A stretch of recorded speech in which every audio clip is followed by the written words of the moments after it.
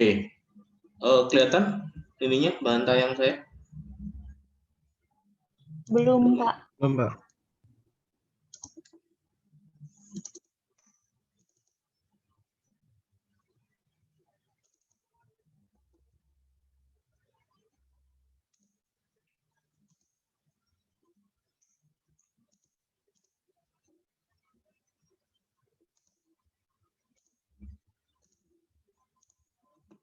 Sudah ya.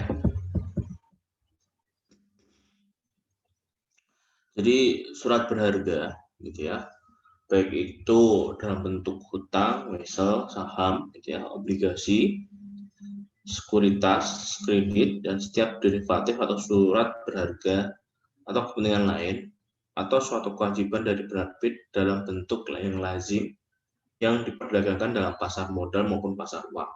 Ya, ini diatur di dalam Undang-Undang Perbankan 7 tahun 92. Dengar nggak suara saya ya? Dengar, Pak. Oke. Kemudian, ya, ada fungsi surat berharga sebagai alat pembayaran, gitu ya. Yang kedua, sebagai alat untuk memindahkan hal yang ditagih, ya, diperjualbelikan, mudah dan sederhana. Yang ketiga, sebagai surat bukti hak tagih. Kemudian, jenis-jenis surat berharga yang diatur di dalam Kitab Undang-Undang Hukum Dagang, gitu ya, dalam buku 1, titel 6 dan titel 7, ya. Di situ ada surat wesel, ya, surat sanggup, cek, kwitansi, ya, promise atas tunjuk, gitu ya, dan lain-lain. Kemudian, ya, penjelasan masing-masingnya adalah surat wesel adalah surat berharga yang memuat kata wesel di dalamnya, diberikan tanggal, ditandatangani di suatu tempat, dan dalam mana si penerbit memberikan perintah tanpa syarat kepada yang tersangkut untuk pada hari membayar sejumlah uang kepada orang penerima yang ditunjuk oleh penerbit atau penggantinya di suatu tempat tertentu, gitu ya. Syarat-syaratnya diatur di dalam pasal 100 KUHD bahwa surat wesel harus memenuhi hal-hal sebagai berikut. Yang pertama ada kata wesel, ya, disebut dalam konteksnya sendiri dan istilahnya dalam bahasa surat itu. Yang kedua, perintah tak bersyarat untuk membayar sejumlah uang tertentu. Yang ketiga, nama si pembayar dan tertarik.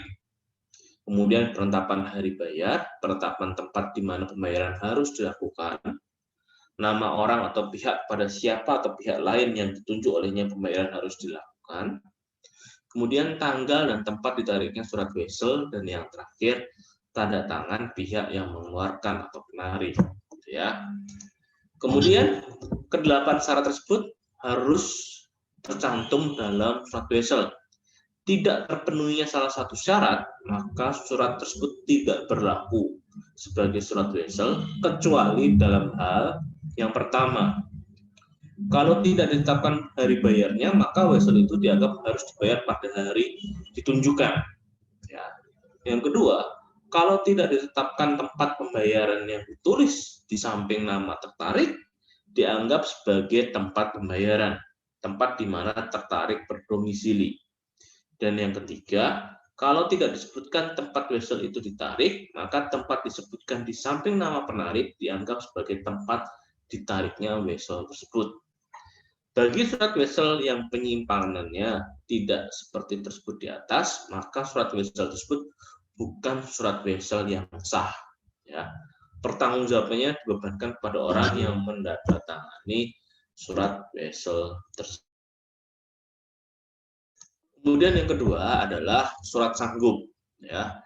Surat sanggup adalah surat berharga yang memuat, ya, kata accept, ya, atau promise, dalam mana penerbit menyanggupi untuk membayar sejumlah uang, ya, kepada orang yang disebut dalam surat sanggup itu atau penggantinya, pembawanya pada hari bayar. Ada dua macam surat sanggup, yaitu surat sanggup kepada pengganti dan surat sanggup kepada pembawa. Agar jangan tinggal keraguan, HM Purwosucipto menyebutkan bahwa surat sanggup kepada pengganti dengan sanggup saja. sedangkan surat sanggup kepada pembawa disebut surat promise, gitu ya. Kemudian surat sanggup mirip dengan surat wesel, namun berbeda syaratnya. Pada surat wesel tidak berlaku pada surat sanggup. Perbedaannya surat wesel dengan surat sanggup adalah yang pertama, surat sanggup tidak mempunyai tersangkut. Ya, yang kedua, penerbit dalam surat sanggup tidak memberikan perintah untuk membayar, tetapi menyanggupi untuk membayar. Yang ketiga, penerbit suatu surat sanggup tidak menjadi debitur regres, tapi debitur surat sanggup. Ya. Kemudian penerbit tidak menjamin seperti pada penerbit wesel, tetapi melakukan pembayaran sendiri sebagai debitur surat sanggup. Penerbit surat sanggup merangkap kedudukannya sebagai acceptan pada wesel, yaitu mengikatkan diri untuk membayar. Kemudian, ya, sebagaimana dalam surat wesel, undang-undang juga mengharuskan adanya beberapa syarat yang terdapat dalam surat sanggup supaya dapat disebutkan surat seperti yang diatur di dalam pasal 174 KUHD, baik klausula sanggup maupun nama surat sanggup atau promise atas penggantian dimuat dalam teks sendiri, dinyatakan dalam bahasa yang mana surat itu disebutkan. Janji yang tidak bersyarat untuk membayar sejumlah uang tertentu, penunjukan hari gugur, ya, penunjukan tempat di mana pembayaran harus terjadi, nama orang kepada siapa atau orang penggantinya pembayaran harus dilakukan, kemudian penyebutan hari penanggalan beserta tempat di mana surat sanggup itu ditandatangani, dan kemudian tanda tangan orang yang mengeluarkan surat tersebut. Kemudian yang ketiga adalah cek. Cek adalah surat berharga yang memuat kata cek dalam nama penerbitannya, memerintahkan kepada bank tertentu untuk membayar sejumlah uang kepada orang yang namanya disebut di dalam cek. Ya. Penggantinya, pembawanya pada saat ditunjukkan di dalam pasal 178 KUHD. Ditentukan syarat-syarat yang harus dipenuhi bagi cek. Kalau tidak salah satu syarat dalam pasal tersebut tidak dipenuhi, maka kertas itu tidak dapat diperlakukan sebagai cek. Syarat cek, ya, yang pertama, setiap cek harus terdapat kata cek yang dinyatakan dalam bahasa cetak itu ditulis. Kedua, perintah tidak bersyarat untuk membayar sejumlah uang tertentu, ya. Nama orang bankir yang harus membayar, penunjukan tempat di mana pembayaran harus terjadi, penyebutan tanggal serta tempat di mana cek diterbitkan, dan yang terakhir tanda tangan dari orang yang menerbitkan cek. Kemudian kwitansi atau promise atas tunjuk, ya. Kwitansi atas tunjuk dikemukakan oleh Mr. Jeff Jadenbrecht yang dikutip oleh Emily Pangaribuan, suatu surat yang ditanggali diterbitkan oleh penandatangannya terhadap orang lain untuk suatu pembayaran sejumlah uang yang ditentukan di dalamnya kepada penunjuk atas tunjuk dalam waktu yang diperlihatkan. Dalam kwitansi atas tunjuk tersebut tidak disyaratkan tentang selalu adanya klausula atas tunjuk, ya. Kemudian surat-surat di luar KUHD ada namanya bilet giro, travel check, ya, credit card, MCO dan sebagainya. Sampai sekarang ada perkembangan terkait dengan Bitcoin dan sebagainya, ini termasuk surat berharga yang diatur, ya, diatur di luar di dalam Kitab Undang-Undang Hukum Dagang, gitu ya. Kemudian, ya, kita bahas satu-satu dulu. Bilet giro adalah surat perintah tidak bersyarat dari nasabah yang telah baku bentuknya kepada bank penyimpan dana untuk memindahkan sejumlah uang dana dari rekening giro yang bersangkutan kepada pihak penerima yang disebut namanya pada bank yang sama atau pada bank yang lain. Dengan demikian, pembayaran dana bilet giro tidak dapat dilakukan dengan uang tunai, tidak dapat dipindahtangankan melalui endorsement, ya, tanda tangan endorsement itu. Kemudian kedudukan bilet giro dengan cek hampir sama, hanya perbedaannya cek sebagai alat pembayaran tunai, sedangkan bilet giro merupakan alat pembayaran yang sifatnya giral dengan cara memindahkan sejumlah dana dari si penerbit, gitu ya. Pengaturan mengenai bilet giro didasarkan pada Surat Edaran Bank Indonesia nomor 4 tahun 670 UPPB PBB tanggal 24 Januari 72 yang berisikan pengertian dari bilet giro, bentuk bilet giro, tegang waktu berlakunya bilet giro, pengisian bilet giro, kewajiban menyediakan dana, sanksi bilet giro kosong, ya, pembatalan kredit giro dan tata cara penghitungan kredit giro antara bank setempat, dan terakhir penyimpangan bentuk dan masa peralihan. Kemudian travel check, ya. Cek perjalanan adalah surat yang berharga yang dikeluarkan oleh sebuah bank yang mengandung nilai, di mana bank yang penerbit sanggup membayar jumlah uang sebesar nilai nominalnya kepada orang yang tanda tangannya tertera dalam cek perjalanan itu. Apabila diteliti, fungsi dan peranan cek perjalanan itu adalah sebagai berikut. Yang pertama, bahwa seseorang melakukan perjalanan tidak perlu lagi membawa uang tunai dalam jumlah yang banyak, gitu ya. Yang kedua, orang tersebut dalam merasakan risiko perampokan dan kehilangan uang. Syarat formal yang biasanya terdapat dalam suatu cek perjalanan adalah nama travel check itu sendiri, nilai nominal dari travel check, nama bank yang mengeluarkan, nomor seri tanggal pengeluaran cek perjalanan, tanda tangan orang yang berpergian pada waktu pembelian travel check, ya, tanda tangan pada waktu pengeluaran cek perjalanan, perintah membayar tanpa syarat dapat dibayarkan sebagai alat pembayaran yang sah, dan yang terakhir tanda tangan dari bank penerbit.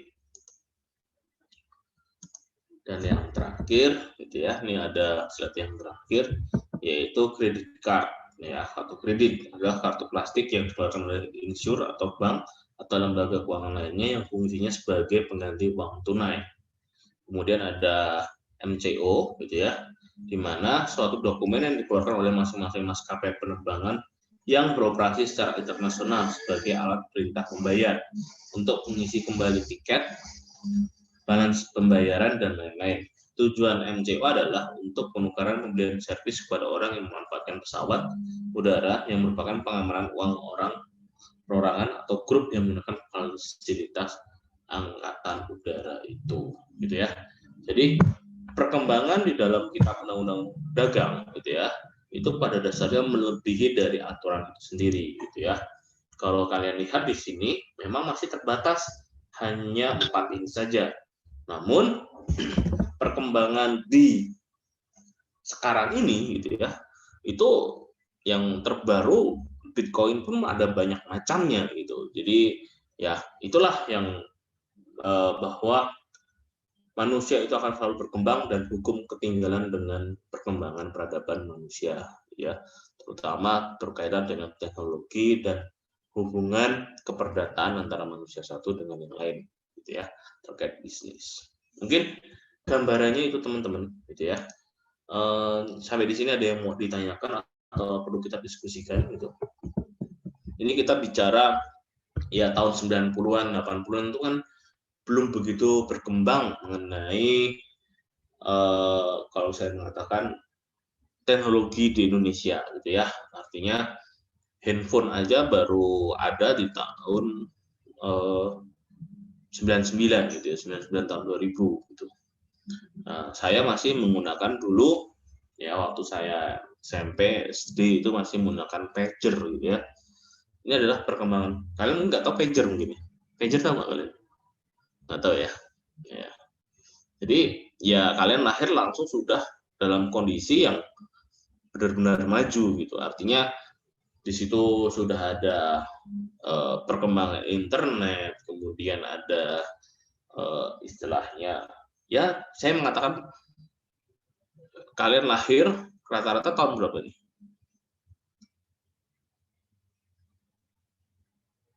2000-an, Pak. 2000-an. Nah, tahun 2000-an. Maka sudah ada handphone, gitu ya, sudah akses sudah mudah, gitu ya. Terus perkembangan perbankan dan sebagainya, alat pembayaran juga meningkat. Artinya meningkat adalah maju, gitu ya.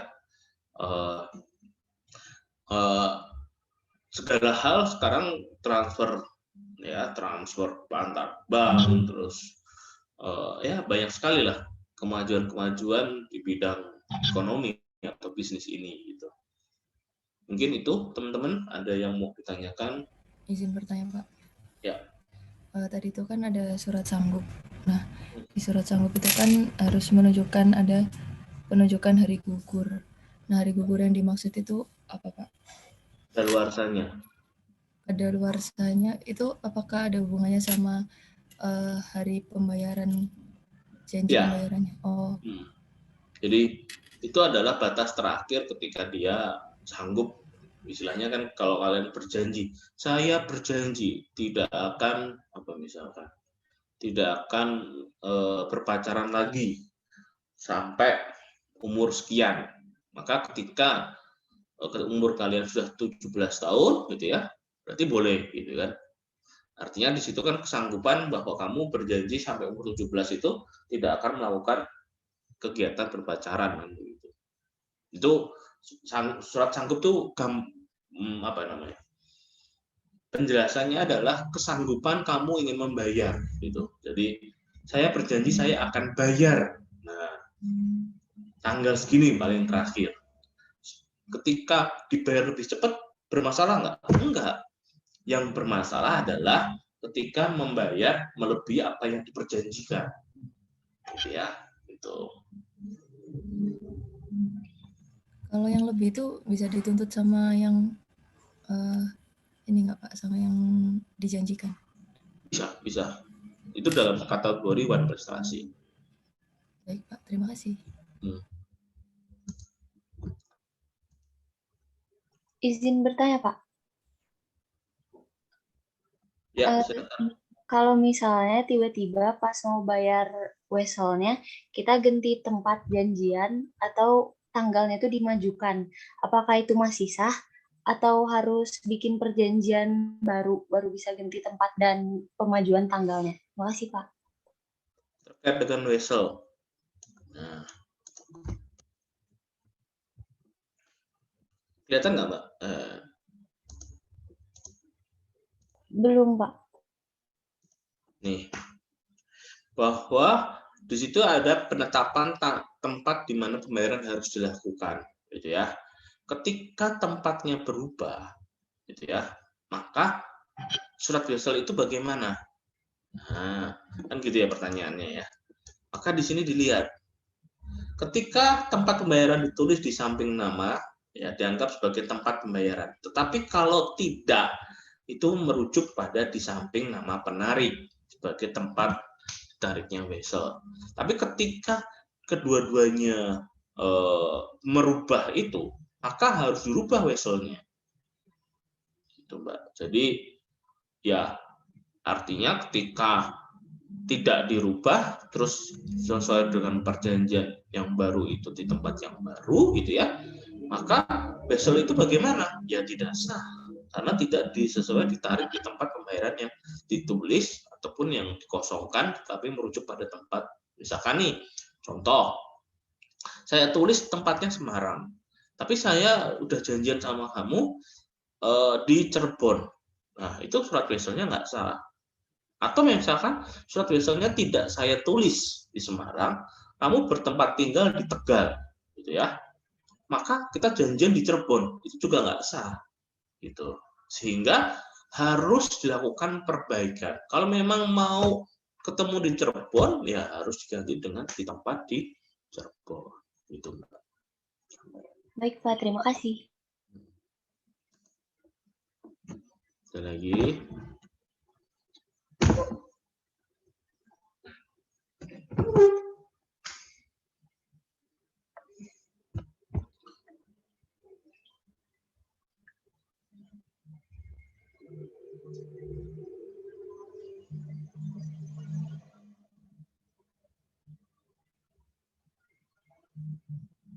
Saya sambi nggak apa ya? Karena kan saya lagi SPMB nih, rapat SPMB, jadi lagi ininya.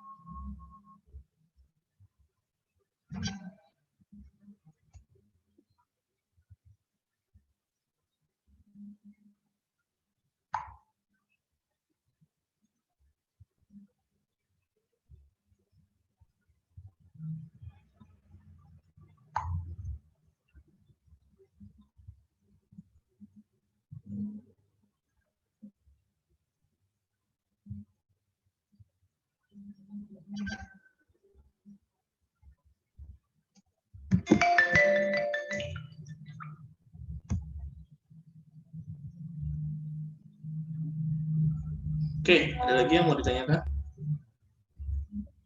Izin, Pak. Untuk surat wesel itu ada masa daluarsanya enggak, Pak?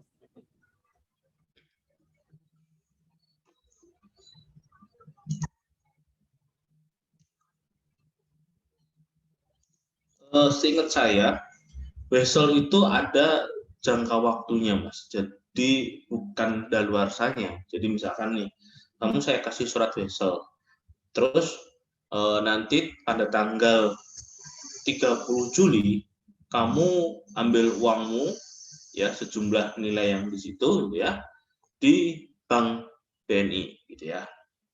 Ketika tanggal 30 ya Juli kamu datang ke bank, ambil uang gitu ya. Ambil uangku di bank sebesar yang tertulis di dalam surat wesel misalkan 100 juta. Ya kamu ambil uang 100 juta tanggal 30. Boleh nggak kamu ngambil sebelum tanggal 30 Juli? Nggak boleh, pasti uang di bank itu belum ada 30 juta. Belum ada senilai 100 juta. Cepat, itu nggak boleh. Harus tepat waktu. Misal itu kelemahannya. Nah, yang jadi masalah adalah ketika tanggal 30 kita mau ngambil, ya kan, uang yang 100 juta tadi, ternyata saya belum ada uangnya di rekening itu. Sehingga biasanya tadi kamu bicara apa, wesel apa cek ya? Wesel, Pak. Oh, kalau salah. Itu kalau konteksnya cek. Kalau wesel ya, itu adalah berkaitan dengan ditandatangani dan sebagainya itu apakah ada masa daluarsanya itu tidak ada gitu ya. Kalau wesel tidak ada. Jadi siapapun menunjukkan dan sebagainya sejumlah uang itu uangnya sudah ada di situ. Ya, berbeda dengan cek gitu. Jadi tidak ada masa kadaluarsa. Kalian pernah dapat wesel belum sih? Waktu dulu kakak orang tua kos dan sebagainya kan dikirim wesel dari orang tuanya, itu pernah dengar nggak? Belum pernah ya? Terus harus mencairkan di kantor pos gitu belum ya? Oh. Terus kalau kalian dapat uang dari orang tua ngekos waktu ngekos di sini, pakainya apa? Transfer langsung rekening gitu? Iya, Pak. Kalau dulu ya zaman kuliah saya awal-awal gitu ya, itu teman-teman saya kalau dari utusan daerah gitu ya, dari daerah-daerah itu dapat wesel dari orang tuanya dalam bentuk lembaran kertas gitu ya, terus kertasnya itu tebel, nanti nyairinya di kantor pos. Jadi orang tua yang itu mau kirim uang, ya, bukti store-nya itu dikirim ke anaknya, nanti anaknya yang terima nanti nyairin di kantor pos. Itu lumayan lah. Dulu biasanya kalau teman saya itu belum dapat kiriman, belum terima wesel dari orang tuanya gitu, dia menggadaikan bajunya gitu ya, terus menggadaikan. Terus kalau yang ngerokok itu biasanya mungut lagi puntung rokok yang ditaruh di bawah tempat tidurnya itu, terus dilepasin, terus dibuat rokok lagi. Ini dulu cerita pada waktu saya kuliah ya. Jadi ya ada kalanya mahasiswa itu kan kirimannya telat dan sebagainya gitu ya. Nah itu biasanya kami ya kalau kami menyebutnya itu kalau satu teman angkatan tuh fakir miskin dan anak-anak telantar gitu ya. Jadi harus dipelihara oleh mahasiswa yang lain yang tempat tinggalnya di situ gitu. Jadi ya kalau enggak nanti mereka bisa sakit dan sebagainya gitu.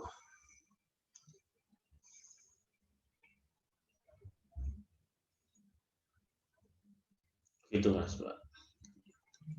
Izin bertanya, Pak. Ya. Kalau misalkan cek giro itu dijadikan untuk jaminan utang itu gimana Pak hukumnya? Kalau misalkan dimasukkan ke dalam fidusia kan nggak bisa Pak ya. Berarti gimana tuh untuk pengaturannya Pak? Maksudnya apakah cek bisa dijadikan jaminan pembayaran atau jaminan utang? Yang kamu tanyakan adalah jaminan pembayaran. Jaminan utang, Pak. Kenapa kok dijamin dengan fidusia nggak bisa, Mas? Saya berpikirnya gini, Pak ya. Kalau uang kan itu benda, Pak ya. Itu sama sih benda sih. Cuman saya bingung aja, Pak. Kalau misalkan cek itu kan apa ya? Bentar, Pak. Saya tadi kepikiran tapi lupa. Bentar lah ya. Yang nggak bisa tuh kalau cek dijamin dengan hak tanggungan, itu nggak bisa. Tapi kalau cek sebagai jaminan fidusia, gadai, ya itu masih bisa, Mas.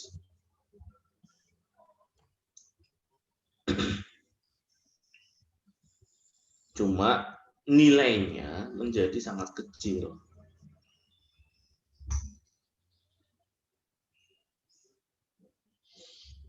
Gitu. Apa syaratnya ketika dijamin dengan fidusia? Ayo, saya nanya, ganti-gantian nanya nih saya.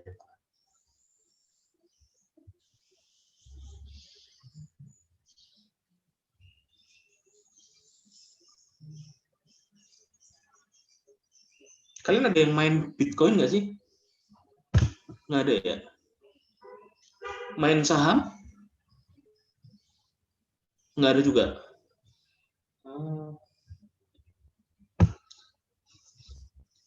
Dulu waktu saya kuliah ini udah mainnya kayak gini nih, Bitcoin, saham gitu.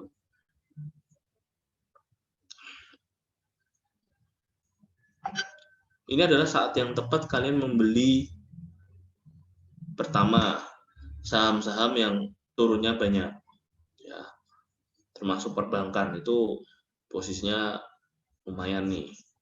Yang kedua, beli dolar.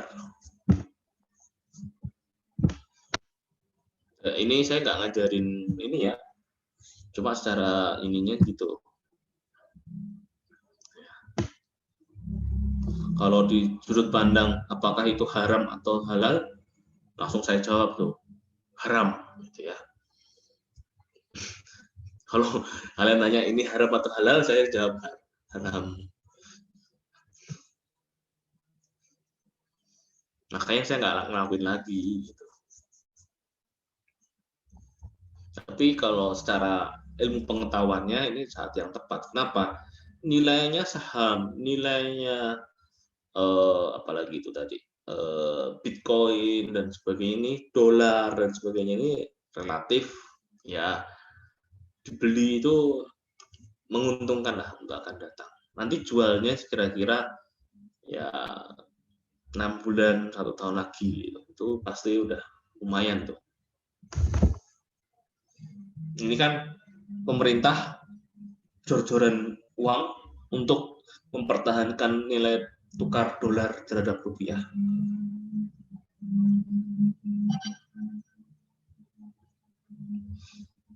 Kalau saya George Soros ya saya melakukan hal itu.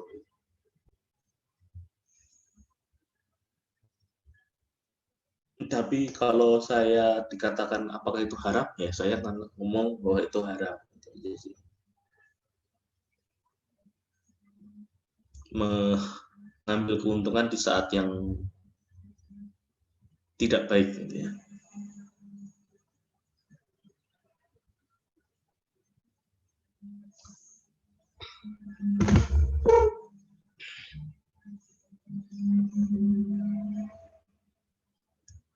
Yuk Mas Pambudi kok malah hilang.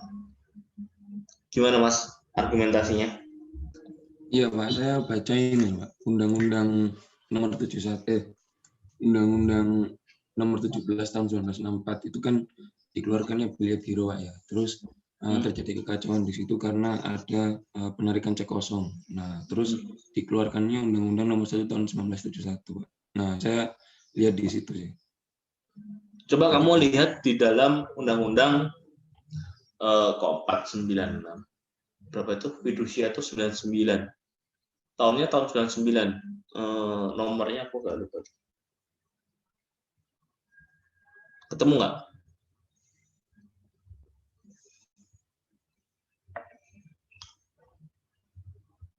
Empat dua Pak ya? Iya. Ya udah. 42 tahun 99.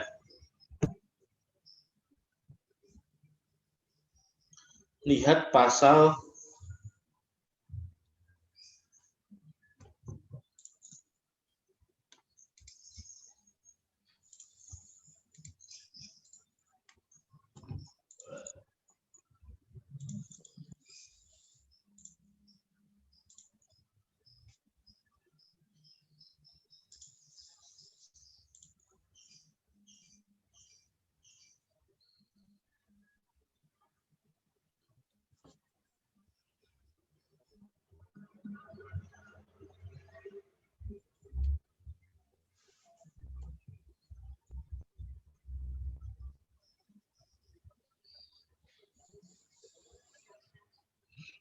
pasal 1 huruf 4. Angka 4.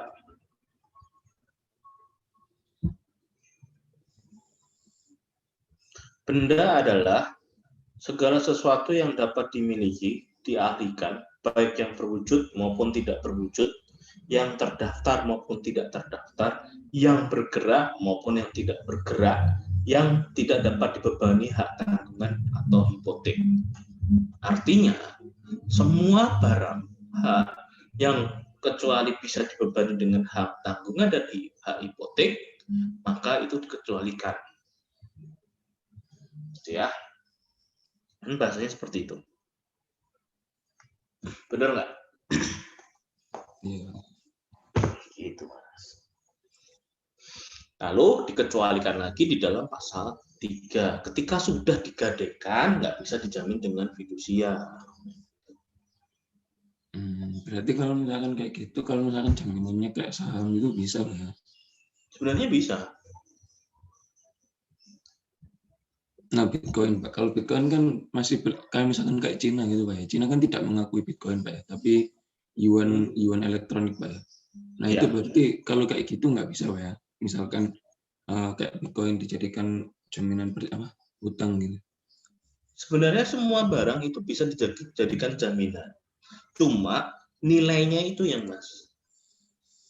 Nilainya ini ketika kita bicara yuan elektronik, maka dia hanya lingkupnya ketika dilelang oleh di situ, dan di situ penjualannya kan lebih susah,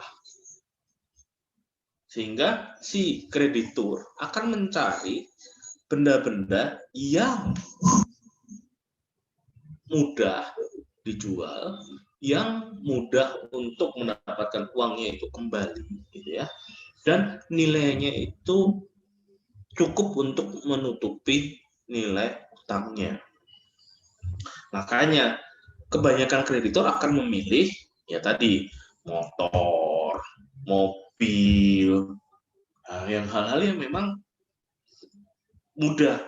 Apakah pakaian bisa dijamin dengan misalnya nih baju yang kalian pakai? Apakah bisa dijamin dengan fidusia? Secara aturan bisa, gitu ya. Tapi nilainya gimana? Siapa yang mau dilelang? Lelang bajunya Pak Adit, siapa yang mau beli? Mbak Feby mau beli baju saya? Buat apa? Wih, ini bajunya Pak Adit, keren. Kan harus ada market yang memang lebih menguntungkan, gitu ya. Artinya ketika ketika dijamin dengan tadi gitu ya, saham maupun Bitcoin dan sebagainya, pasti kreditur akan memilih barang-barang yang memiliki nilai yang mudah untuk dijual, nilainya tinggi dan sebagainya. Ya kalau saham, Bitcoin dan sebagainya hari ini sekian, besok bisa turunnya sekian. Risiko itu siapa yang nanggung? Kalau kreditur yang nanggung, takut pasti mereka. Makanya kreditur itu paling suka jaminannya dalam bentuk tanah. Kan gitu. Baik, Pak. Itu. Makasih, Pak. Ya.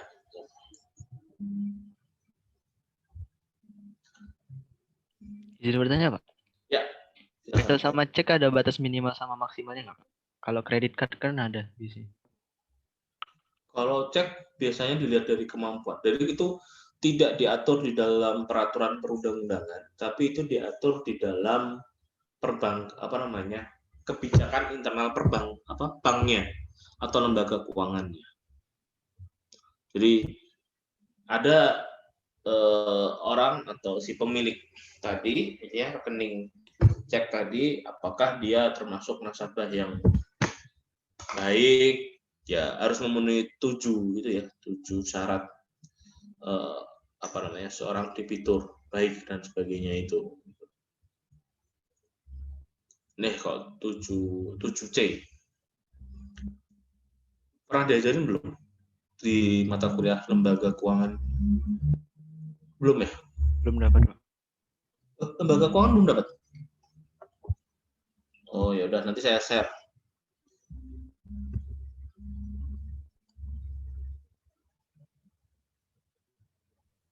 Berarti kurang lebih penerbitannya sama kayak mau minjem gitu, Pak ya?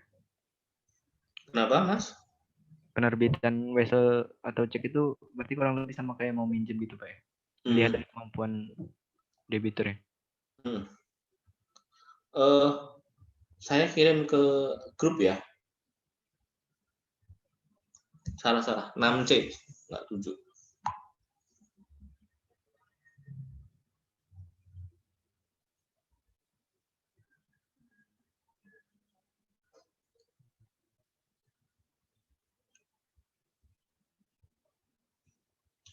Bukan wirausahanya ya, tetapi karakternya tuh. Ada 6 karakter kan. Dari karakter, capacity, capital, kondisi of ekonomi, collateral, dan constraint.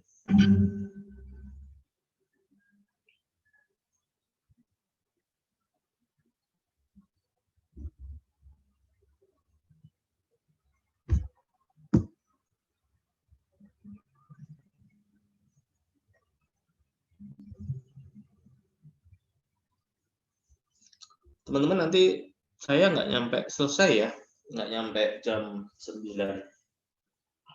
Mungkin kurang dari itu, seperti kemarin.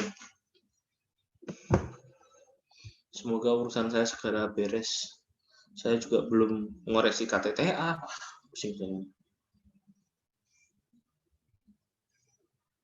Tadi malam aja saya rapat sampai jam 1.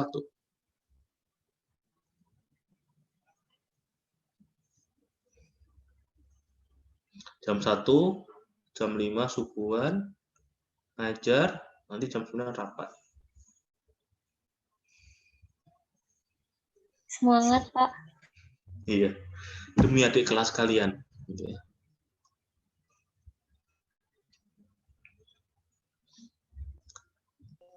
Izin bertanya, Pak.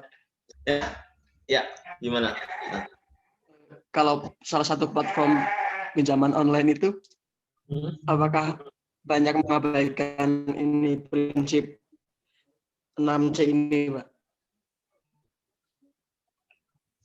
Mana, Mas? Aku kok suaranya putus-putus ya? Aku nggak dengeri. Salah satu platform pinjaman online itu, apakah banyak mengabaikan ini prinsip 6C?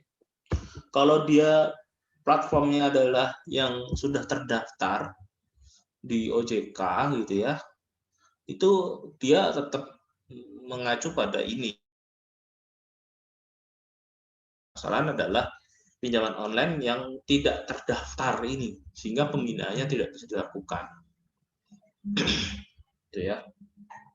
Termasuk pemberian sanksi yang tadi menyebarkan ancaman, teror dan sebagainya itu di dalam konteks undang-undang hak asasi manusia dan sebagainya itu jelas salah. Itu bagus tuh kalau kalian mau angkat sebagai tema KTTA. Pak izin bertanya, Pak. Kalau kayak gitu kan pinjaman online kan ada misal kayak bunganya bertambah tiba-tiba gitu kan, atau pinjamannya setengah gitu, kan harus dilaporkan ke OJK. Nah itu penyelesaiannya gimana, Pak? Ya harus, kalau dia terdaftar itu ada pembinaan, artinya ketika dia bunga dan sebagainya itu kan sudah ada penentuan gitu ya, sudah ditentukan batas maksimal, terus berapa dan sebagainya itu sudah jelas gitu ya. Yang jadi permasalahan kan yang tidak terdaftar. Yang tidak terdaftar ini kan langsung ke masyarakat. Nah, seharusnya gimana sanksinya? Ya harusnya di situ ada sanksi untuk pemberian apakah masuk dalam buku hitam atau sanksi penjara atau bagaimana gitu ya. Nah, hal ini kan gitu ya. Hal ini terkait dengan pinjaman secara online dan sebagainya ini yang aturannya itu kan masih di dalam peraturan OJK saja. Harusnya levelnya gitu ya, levelnya setingkat undang-undang gitu ya. Materinya setingkat dengan undang-undang supaya apa? Sehingga lembaga pembina ya, dalam hal ini OJK dan sebagainya bisa melakukan suatu tindakan yang mana kalau terjadi tadi penyalahgunaan ya, mengambil informasi yang tadi ya, gambar dan sebagainya. Kalau di luar negeri sampai parah tuh, sampai berani menyebarkan foto tidak senonohnya di media massa dan sebagainya, di khalayak umum ya, di ruang publik gitu ya. Itu sebenarnya bisa diberikan sanksi gitu ya. Kalau memang level materi muatan peraturan perundang-undangannya itu setingkat dengan undang-undang. Ya. Kenapa kok perlu diwadahi seperti itu gitu ya? Kenapa? Karena ya memang ini adalah yang baru. Pinjaman online, Bitcoin dan sebagainya adalah suatu bentuk ya dari teknologi era digital gitu ya. Sehingga peraturan perundang-undangannya harus mengikuti, dan ini masih pengaturannya di level yang singkatnya teknis. Seharusnya materinya sudah sampai ke tingkat yang lebih tinggi itu Mas. Jadi kalau kalian masih ingat teori Sternbau teori gitu ya, dari Han Kelsen dan Han Nawiaski, maka di situ materi muatan dari suatu peraturan perundang-undangan harus yang paling tinggi menelurkan sampai tingkat yang paling bawah. Namun yang terjadi karena terjadi perkembangan yang begitu cepat, maka bentuknya baru setingkat peraturan OJK saja atau peraturan BI saja dan sebagainya. Ini yang sekiranya perlu diwadahi, perlu dinaikkan levelnya di dalam tingkat undang-undang. Nah, nanti kalian bisa lihat di dalam RUU ya, reformasi bla bla bla sektor keuangan. Belakangnya ada sektor keuangan. Nanti kalian cek di webnya DPR, itu ada pembahasan terkait hal itu. Nah, yang menjadi sebuah pertanyaan, apakah materi mengenai Bitcoin, materi mengenai pinjaman online dan sebagainya masuk ke dalam situ atau tidak? Itu yang perlu dicermati. Gitu ya. Seharusnya itu bisa masuk ke sana. Gitu Mas.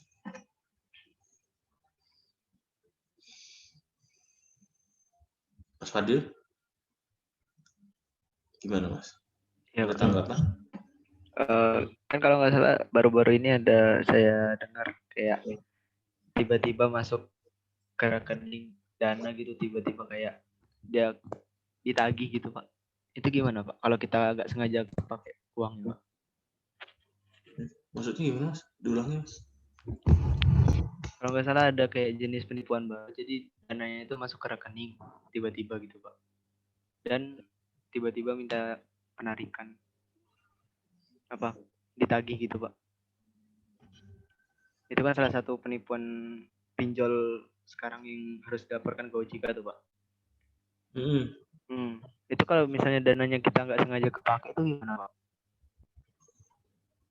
Ya, ini kan aturannya belum ini Mas. Jadi kalau saya mengatakan bahwa bagaimana kalau uangnya sudah tiba-tiba masuk, nah kok tahu rekening Mas dari mana kan gitu ya, menjadi sebuah pertanyaan. Apakah datanya bocor dan sebagainya, itu harus dicari dulu tuh. Mereka dapat data itu dari mana? Karena data itu sifatnya rahasia. Ya, rahasia bank itu, rahasia nasabah itu dijamin oleh undang-undang. Ketika yang membocorkan dan sebagainya, itu bisa dipidana. Itu yang pertama. Yang kedua, ketika dapat gitu ya rekeningnya dari sini dan sebagainya, ada nggak persetujuan untuk seperti itu, atau memang salah transfer atau dan sebagainya? Apakah mungkin salah transfer terus bisa saja ditarik kembali? Apakah bisa narik kembali pinjol? Kan nggak bisa, kan harus perbankan yang menjalankan itu.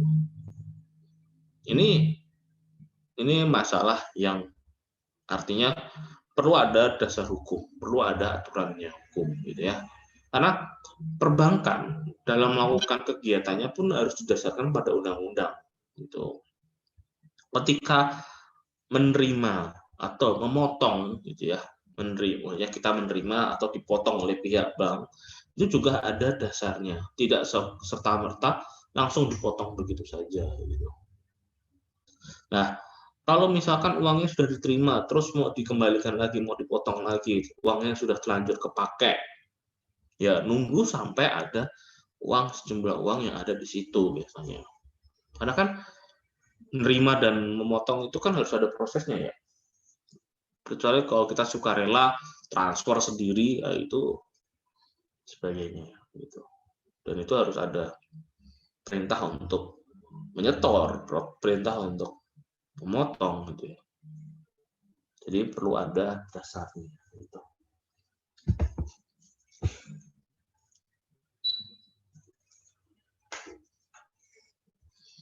Gitu Mas. Jadi sebenarnya sih perkembangan terkait dengan hukum bisnis gitu ya, itu sangatlah maju gitu. Ya. Cuma kan kalau kita bicara Bitcoin dan sebagainya memang ya ini yang sangat-sangat menurut saya sangat-sangat mengerikan. Yang dijual itu kan kayak apa ya? Apakah punya nilai real yang sebenarnya ini loh, yang saya kadang-kadang kalau mau invest ke Bitcoin dan sebagainya gitu. Jadi ya, saya lebih suka investasi di Agro gitu ya. Agro itu adalah aplikasi ya terkait dengan petani gitu ya. Jadi dia bisa ya bantu-bantu petani lah kalau saya sih, ekonomi real saja lah gitu. Kalau yang seperti ini tuh saya sudahlah gitu. Meskipun keuntungannya jauh lebih besar ya, kalau kita hanya melihat mendasarkan pada keuntungan saja gitu, tapi kan risiko juga aturan hukum dan sebagainya kan juga harus menjadi sebuah pertimbangan. Teman saya ada yang kemarin batal nikah gara-gara dia terlanjur invest di Bitcoin terus nilainya turun, terus dia jual rugi berapa gitu saya nggak lupa, terus nggak jadi nikah, diputus sama calonnya. Uang buat nikah udah dikumpulin sama-sama, malah diinvestkan ke Bitcoin.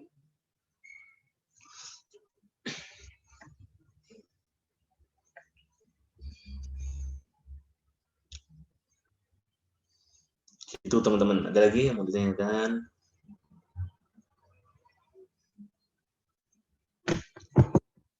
Jadi ada aturan yang sifatnya diatur di dalam KUHD, ada yang di luar KUHD gitu ya. Jadi apa namanya, pengaturan-pengaturan itu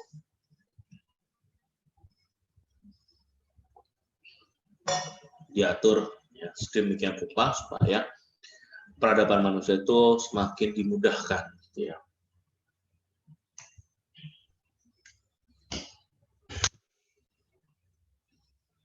Ada lagi teman-teman?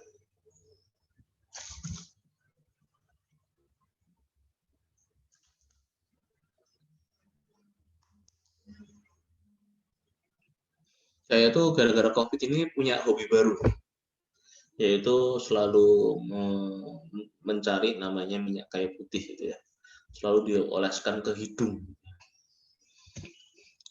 Nggak tahu kenapa, tapi saya merasa nyaman aja ketika ya ada minyak kayu putih, terus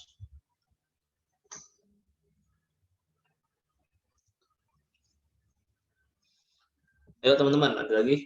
Frame mau tanya? Kamu minggu kemarin masuk nggak jadinya? Malah hilang. Nggak, Bapak salah pencet.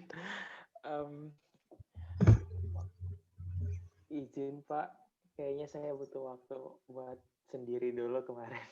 Oh gitu. Tapi kamu sehat kan? Sehat Pak. Oh, ya.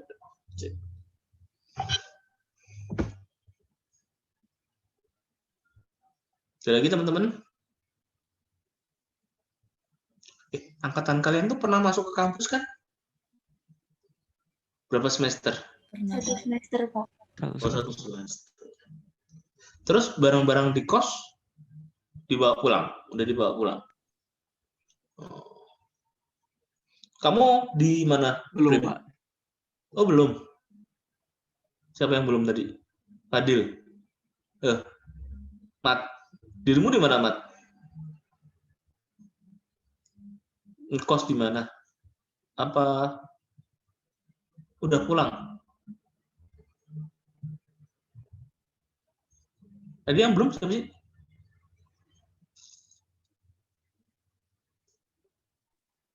Saya, Pak. Iya. Kamu masih di kos? Saya di rumah. Tapi barang-barangnya masih di kos? Iya. Satu komplek itu masih di kos semua. Oh. Masih bayar berarti sampai sekarang? Enggak, Pak. Dibebaskan. Oh. Nggak ada yang ngurusin Makanya untuk... belum diambil. Oh, gitu.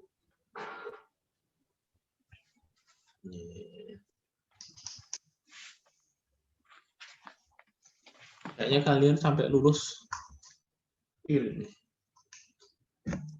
nggak ngekos lagi.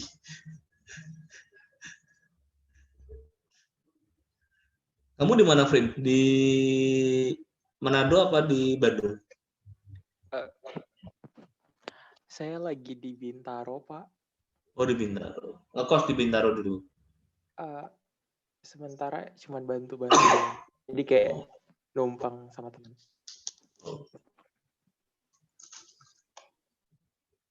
Oke. Ada lagi yang mau ditanyakan teman-teman yang lain? Silakan.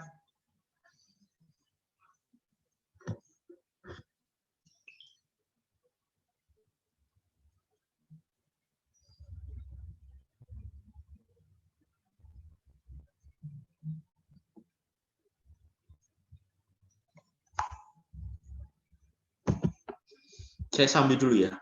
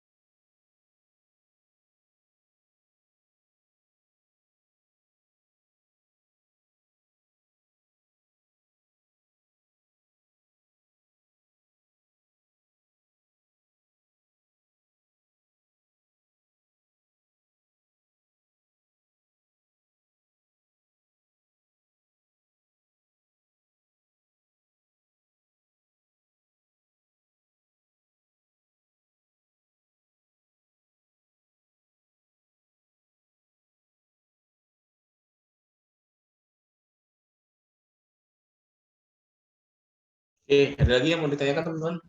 Pak, izin bertanya, Pak. Ya, gimana? Pak, di sini di PPT dijelaskan kalau perbedaan surat sanggup dan surat wesel itu, penerbit surat sanggup tidak menjadi debitur regres, tetapi debitur surat sanggup. Saya mau nanya, yang dimaksud debitur regres ini apa?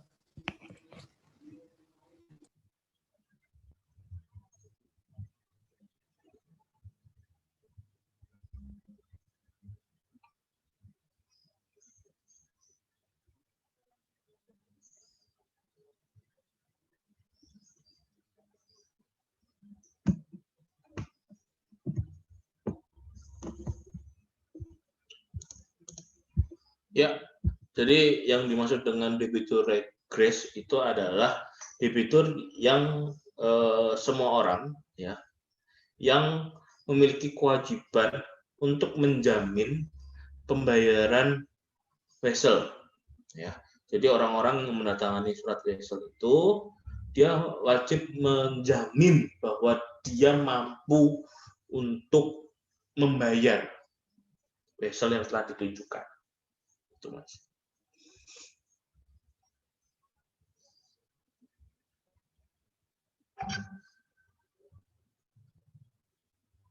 Angga, enggak. Kenapa nih? Ya, Pak. Ya.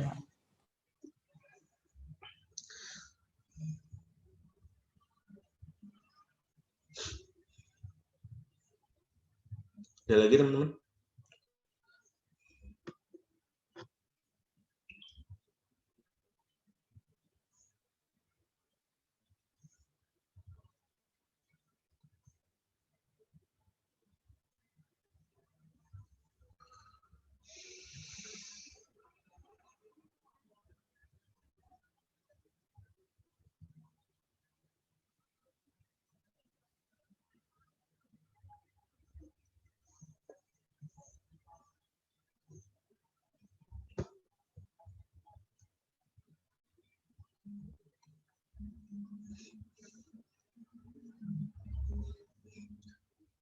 Ini matiin aja rekornya tuh.